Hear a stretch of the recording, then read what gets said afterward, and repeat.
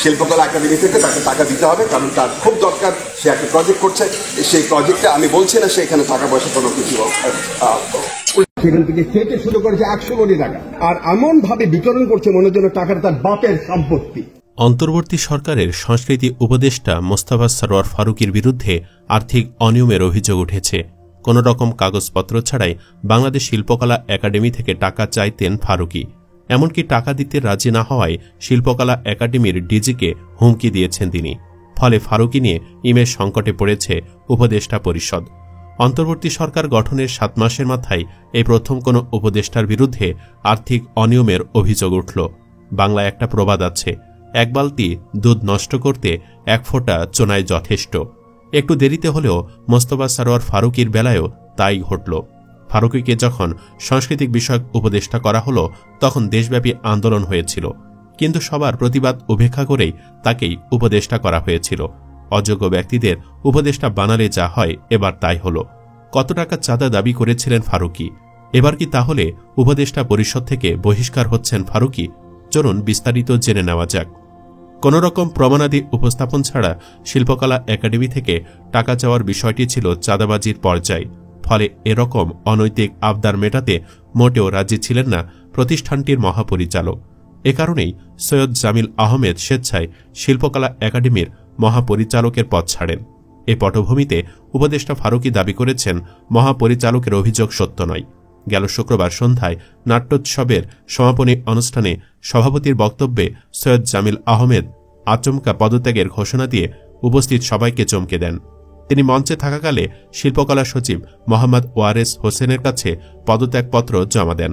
মহাপরিচালক তার বক্তব্যে সরাসরি সংস্কৃতি উপদেষ্টা মোস্তফা সরোয়ার ফারুকীর বিরুদ্ধে শিল্পকলা একাডেমিতে অযাচিত হস্তক্ষেপের অভিযোগও তোলেন। সৈয়দ জামিলের পদত্যাগের ঘটনায় শনিবার নানা প্রতিক্রিয়া জানিয়েছেন সাংস্কৃতিক অঙ্গনের বিশিষ্টজন। তারা বলেছেন, উপদেষ্টা কেন টাকা চাইলেন তা তদন্ত করতে হবে। যদি সেটি অবৈধভাবে হয়ে থাকে তাহলে আমরা সবাই ফারুকীর পদত্যাগ এবং তার শাস্তির জন্য রাজপথে নামব। শিল্পকলা একাডেমিতে নাট্যোৎসবের সমাপনী অনুষ্ঠানে পদত্যাগের ঘোষণার পর শুক্রবার রাত 9:30টার দিকে উপস্থিত ভক্ত অনুরাগীরা সৈয়দ জামিল আহমেদকে ঘিরে ধরেন। এ সময় কে টাকা চেয়েছেন জানতে চাইলে জামিল আহমেদ সরাসরি বলেন, উপদেষ্টা। তিনি বলেন, 10 থেকে 15 দিন আগে উপদেষ্টা ফারুকী আমার কাছে চেক চাই, কোন রকম চিঠি ছাড়া। শিল্পকলা একাডেমি থেকে তাকে টাকা দিতে হবে, কারণ টাকা নাকি তার খুব দরকার। সে নাকি একটা প্রজেক্ট করছে। আমি বলছি না, সে টাকা নিয়ে দুর্নীতি করছে। সে চিঠি ছাড়া কেমন করে টাকা চায়? তিনি আরো বলেন, আমি যখন বলেছি না, আমাকে চিঠি দেন, চিঠি ছাড়া কোনো টাকা দেব না, সে তখন আমাকে বলে, আমি আপনাকে শ্রদ্ধা করেছি অনেক, আর করব না। অর্থাৎ টাকা দিতে রাজি না হওয়ায় এক প্রকার হুমকি দেন ফারুকী। শুক্রবার রাতে একটি বিবৃতি দেন সৈয়দ জামিল।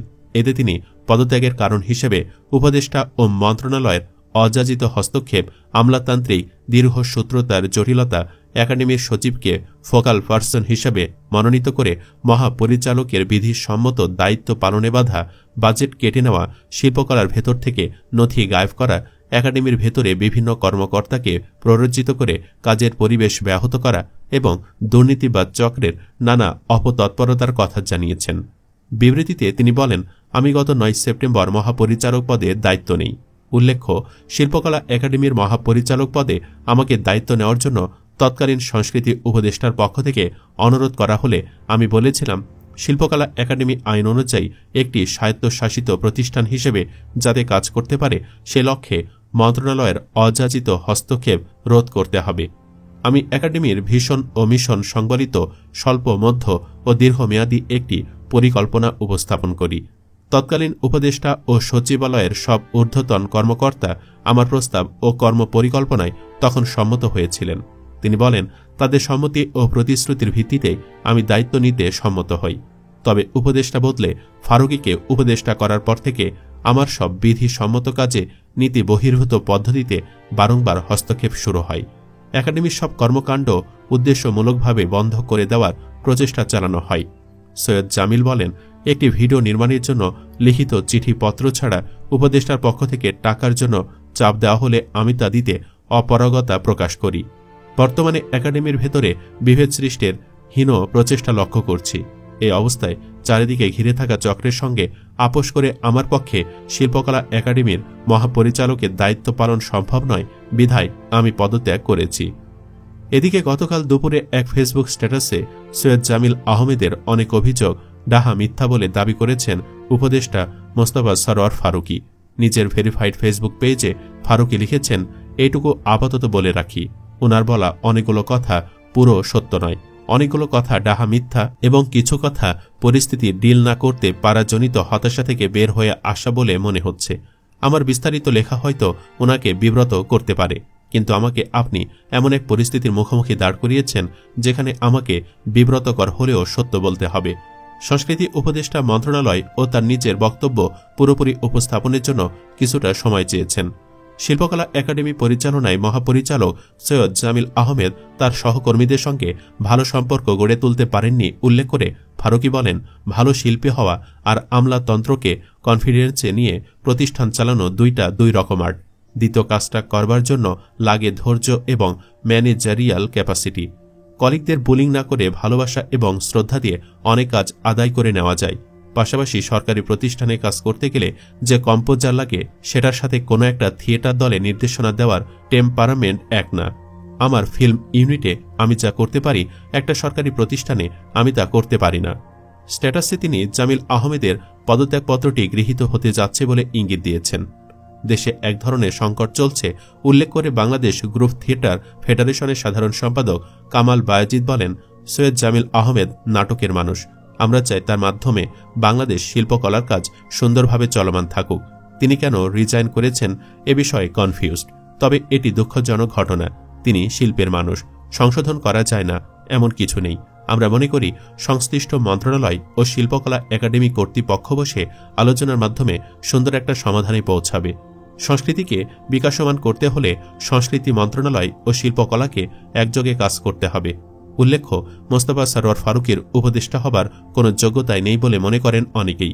তিনি ছিলেন চরম লেভেলের তেলবাজ। কখনো তিনি বিএনপি, আবার কখনো তিনি আওয়ামী লীগের দোসর ছিলেন। হাসিনা থেকে বিভিন্ন সুবিধা আদায়ের জন্য তিনি শেখ মুজিবকে নিয়ে তেলবাজি করেছেন। এক পর্যায়ে আর্থিক কিছু বিষয় নিয়ে হাসিনার সাথে দ্বন্দ্বে জড়িয়ে পড়েন। শুধুমাত্র এই একটি কারণেই তাকে উপদেষ্টা করা হয়, যেটি ছিল সম্পূর্ণ একটি ভুল সিদ্ধান্ত। এর আগে সংস্কৃতি বিষয়ক উপদেষ্টা মোস্তফা সরোয়ার ফারুকীকে পদত্যাগ করতে বাধ্য করা না হলে কঠোর কর্মসূচির হুঁশিয়ারি দিয়েছিলেন ইসলামী আন্দোলন বাংলাদেশের সিনিয়র নায়েবে আমির মুফতি সৈয়দ মোহাম্মদ ফয়জুল করিম। ক্ষমতার মসনদে বসে ফারুকী সহ বিতর্কিতদের উপদেষ্টা বানানো হচ্ছে অভিযোগ করে ফয়জুল করিম বলেন, ফারুকীকে কোন যোগ্যতা ও কোন গুণে উপদেষ্টা করা হলো তা আমার প্রশ্ন। যদি ফারুকীকে পদত্যাগ করতে বাধ্য না করা হয় তাহলে কর্মসূচি দেওয়া হবে। এরপরে আরও কয়েকবার ফারুকীকে নিয়ে তিনি সোচ্চার হয়েছিলেন, কিন্তু কোনো কাজ হয়নি। এছাড়াও হেফাজতে ইসলাম বাংলাদেশের ঢাকা মহানগর সভাপতি মাওলানা জুনায়েদ আল হাবিব ও সাধারণ সম্পাদক মাওলানা মামুনুল হক এক বিবৃতিতে বলেন, অন্তর্বর্তীকালীন সরকারের উপদেষ্টা হিসেবে চলচ্চিত্র পরিচালক মোস্তফা সরোয়ার ফারুকীকে অন্তর্ভুক্ত করায় আমরা হতবাক হয়েছি। তিনি শাহবাগী নাস্তিক্যবাদীদের দোসর। দেশের আধ্যাত্মিক রাহবার হেফাজত আমির শাইখুল ইসলাম আল্লামা শাহ আহমদ শফি রহমতুল্লাহ আলাইকে তেতুল হুজুর বলে ব্যঙ্গ করে চরম ধৃষ্টতা দেখিয়েছেন তিনি, যা ক্ষমা করা যায় না। সুপ্রিয় দর্শক, উপদেষ্টা পরিষদ যেখানে দেশকে এগিয়ে নেওয়ার পরিকল্পনায় ব্যস্ত, সেখানে ফারুকী আছেন অবৈধভাবে নিজের আখের গোছাতে ব্যস্ত। আপনি কি চান তাকে যেন উপদেষ্টার পদ থেকে সরিয়ে দেওয়া হয়? কমেন্ট বক্সে জানিয়ে দিন আপনার মতামত। ভিডিও ভালো লাগলে লাইক দিন এবং শেয়ার করুন, আর অবশ্যই চ্যানেলটি সাবস্ক্রাইব করুন। ধন্যবাদ।